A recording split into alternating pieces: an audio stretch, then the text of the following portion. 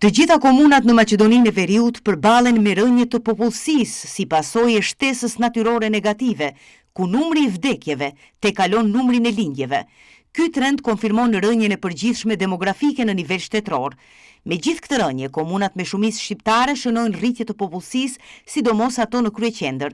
Çair me plus 351 banor, Saraj plus 332 banor, Studeniçan plus 221 banor. Haraqina plus 138 banor, Shutorizare plus 137 banor. Profesori universitar Fatih Seni thot se rënja është e dukshme si në total, ashtu edhe brenda komuniteteve, me përjashtime të rralla në disa zona urbane. Realisht, nëse shikojmë komunat një nga një, në asnjë komunë, nuk ka shtim pozitiv të bashkisë etnike maqedonase. Pra në asnjë komunë. Pra në të gjitha komunat nga aerodromi deri në Gjevgjeli, mos flasim pra manastirit që është merues me minus 774, pra janë shifra shumë shqetësuese. Ndërsa nëse e analizojmë shtimin natyror sipas komunave të bashkia etnike, domethënë shqiptare, në Shkup kemi vetëm në Shkup në komunat urbane kemi ngritje për 1287. Ndërsa nëse analizojmë dhe e marrim shumën e përgjithshme të gjitha komunave të Shkupit me rrethin, kemi plus 2164, domethënë më tepër, pra shqiptar më tepër sipas shtimit natyror. Në Çajr 427,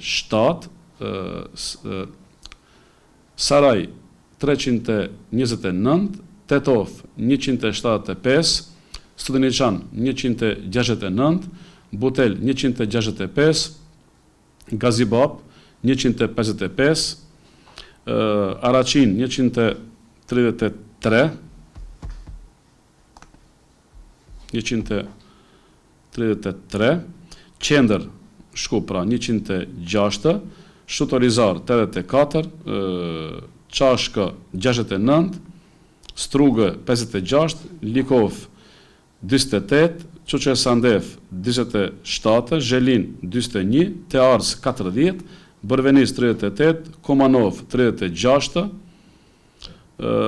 Veles 26, Sopisht 25, Zelinikov 24, Vrapçisht 23, Petroves 22, Dolnen 18, Gjotshe Petrov 13, Ilinden 9, Jegonovc 9, Aerodrom 7, Dibër 6 dhe Demirisar minus 1, Dojran minus 1, Konçe minus 1, Prilep minus 1, Stromis minus 1, Qendër Zhup minus 1, Krushev minus 5, Ohër minus 10, Res 1 minus 10, Manastir minus 20, Gostivar minus 24 dhe Kërshov minus 60. Pra, megjithse ka një dallim, domethënë, mes të dy bashkësive, te pjesa më e madhe e komunave, këtu vërem një shtim më të madh të bashkisë etnike shqiptare, në përjashtim të disa komunave ku kemi shtim natyror negativ, siç është Kërshova me minus 60, vetëm për vitin pra e kaluar 2024, por nëse bëhet një krahasim me vitin 2014, pra vetëm për 10 vjet periudhë kohore, nëse i shikojmë komunat shqiptare, pra ose bashkinë etnike shqiptare, një nga një ka një rënje të jashtëzakonshme. Pra duke filluar nga Zhelina, Jegonovca, Tearca, Tetova, Bërvenica, Vrapçisht në veçanti, Gosivar në veçanti, Kërshov, Dibër, edhe Strug. Pra kryesisht pjesa e Maqedonisë Perëndimore, pra ka një rënje të jashtëzakonshme. Këtu Likova ka një rënje të lehtë dhe Kumanova, në përjashtim të Shkupit dhe rrethinës, që akoma ta themi ka një rënje, por nuk është aq drastike. Pra mund thuash që qëndron konstante, paktën për periudhën në fjalë, domethënë kur bisedojmë në këtë 10 vjeçar 2014-2024, por marr parasysh që Evropa jugore dhe Evropa lindore në tërësi shënon një regres në këtë çështje, pra nëse flasim për çështje demografike, atë janë shqetësuese në të gjithë Evropën. Po nëse shikojmë mapën në aspekt demografik, duke filluar nga Polonia, Çekia, Slovakia, vendet e ish Jugosllavisë, edhe Kroacia ti nuk ka përjashtim, as Slovenia nuk ka përjashtim. Bullgaria, në veçanti, edhe Serbia kanë rënjet më të mëdha në rajon. Dikun nëse marrim Serbinë, parafësisht ka dikun mbi 60.000 banor më pak në vit, pra flasim të bashkë etnike serbe, nëse i ndajmë në bashkë etnike serbe, më pak për çdo vit, që është një rënje jashtëzakonisht e madhe. Ose ke rastin e Bullgarisë. Në rënjen e komunizmit, ajo kishte dikun 9.5-9.7 milion banor. Nësa tani ka rënë dikun në 7.5 milion banor, vetëm për një periudhë kohore dikun rreth 34-5 vjet. Zotri Iseni, ju pak më herët i bën thirrje presidentit institucioneve të ndryshme që të ndërmarrin, cilat janë ato veprime që duhet të ndërmarrin sipas jush dhe cilat janë parashikimet tuaja për të ardhmen në bazë të këtyre statistikave? Për fat të keq, parashikimet janë, domethënë, jo optimiste. Nga ajo që ne jemi me student, me gjeneratë e re, pothuajse çdo ditë, edhe më shumë se ne që mund tua vjedh mendimet e tyre në komunikim të përditshëm, besoj që nuk ka ndonjë strukturë tjetër në shtet që mund të merr mendimin e lirë të gjeneratave, domethënë, të reja, ata që vinë pas, janë shqetësuese. Nëse i referohemi, domethënë, pyetjes suaj, nëse kthehemi dhe bëjmë analizë të nxënësve në shkollat fillore, duke filluar nga klasa e parë deri te klasa e 9, shifrat janë gjithashtu alarmante. Por për shkak të kohës teknikisht nuk ka mundësi tash të referohem, domethënë, shifrave, janë shqetësuese. Që për disa vite ata do të reflektojnë në numrin e nxënësve në shkollat e mesme. Do të ketë një rënje pra të jashtëzakonshme dhe pastaj për një periudhë të shkurtër kohore do të reflektohet edhe në arsim të lartë, në universitete. Dhe ne e dim që 4-5 vitet e fundit universitetet luftojnë për mbijetesë. Për qenë sinqert, luftojnë për mbijetesë për shkak se edhe konkurset që shpallen për pranim studentëve, kuota që përcaktohen nga ministria, me propozim të universiteteve, nga Ministria e Arsimit dhe qeveria që miratohen, besoni që ato kuota nuk plotësohen. Dhe nuk flasim për një konkurrencë këto. Pra, llogaritë me thonë çfarë derezhe kemi ardhur. E tani mos flasim për një periudhë kohore, për një dekadë të ardhshme. Dhe tani trendi i rënjes vazhdon, pra nataliteti shkon në ulje çdo vit, trendi i ikjes së të rinjve vazhdon për në perëndim, dhe kjo paraqet një situatë e cila, domethënë, e vështirëson fatikisht menaxhimin në të gjitha dimensionet. Dhe kjo i prek pastaj të gjitha sektorët, duke filluar prej taj ekonomik deri taj arsimore e kështu me radhë, për shkak se në këtë mungesë të gjeneratës së re, të asaj që është ajka, kajmaku fatikisht i shoqërisë, ti të mungon.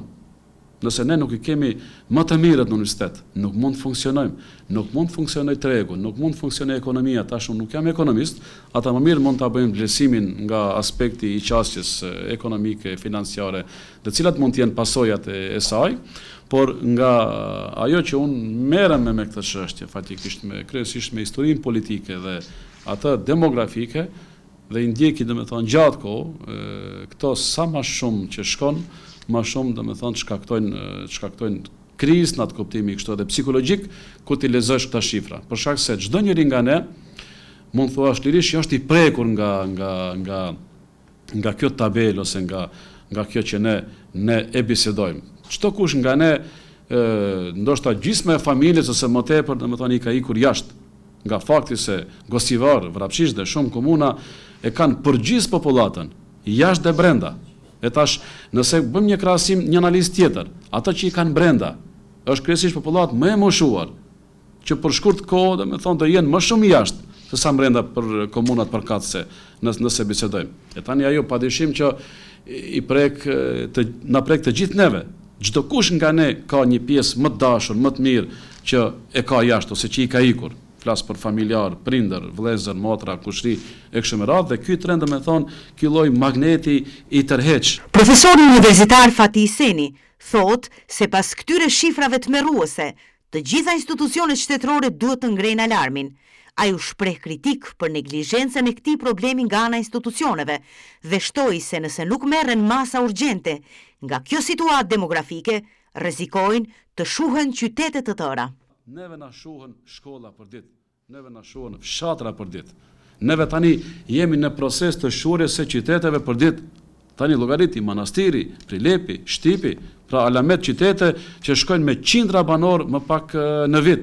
Dhe tani ne nuk e vendosim theksin e politikave tona, të paktën në projektet tona afatmesme nëse jo afatgjata, dhe kemi zhvendos kryesisht në politika tjera ditore, ku vetëm se bëhet një luftë për mbijetesë e ta them thojza e nomenklaturave politike ose e grupacioneve të ndryshme, të cilat pretendojnë, domethënë, vetëm mbijetesën në pushtet, pa e vendosur theksin ku duhet.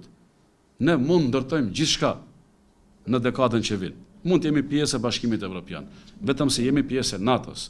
Por ne, nëse nuk do të kemi kujt t'ia trashëgojmë këta institucione, unë këtë disa herë kam përmendur në shumë paraqitje publike, nëse ne nuk kemi kujt t'ia trashëgojmë infrastrukturën, duke filluar nga rruga, hekurudha, shkollat, vetë institucionet, atëherë what's the point, ku do të mbërrim ne? Cili është qëllimi final që ne do të mbërrim? Çka nëse ne me hapat përshpejtuar tash, domethënë, i bëjmë reformat? Por kjo është një çështje shumë e ndihshme dhe ndoshta, por unë kryesisht këtë e lidhi me procesin e ngadalësimit të antarësimit në Bashkimin Evropian.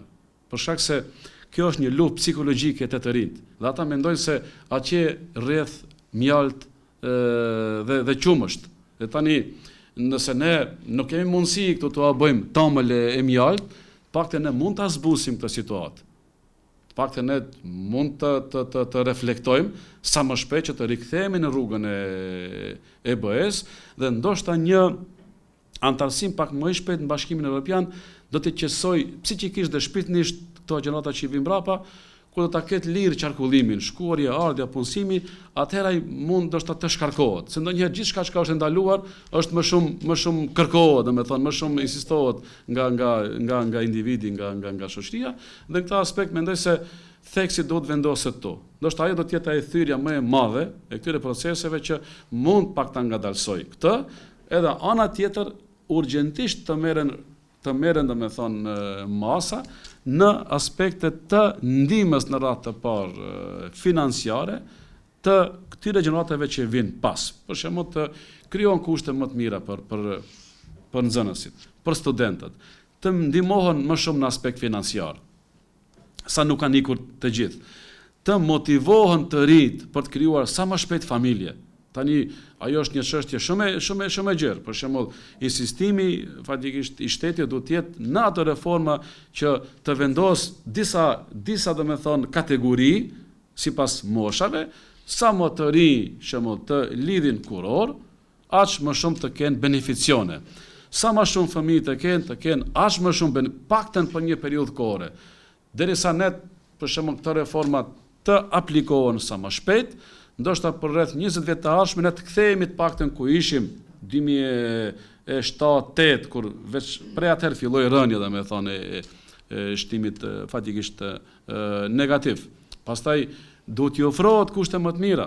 Pse mos t'i ofrohet çifteve të reja të paktën që sigurohet banimi? Tani shteti ose institucionet më mirë dinë se çfarë mund t'i ofrohet. Që dikur ka qenë në ish Jugosllavi, ka pas beneficione në ekstrem për këtë kategori. Çështja e fëmijës së parë, të dytë, të tretë, të katërt.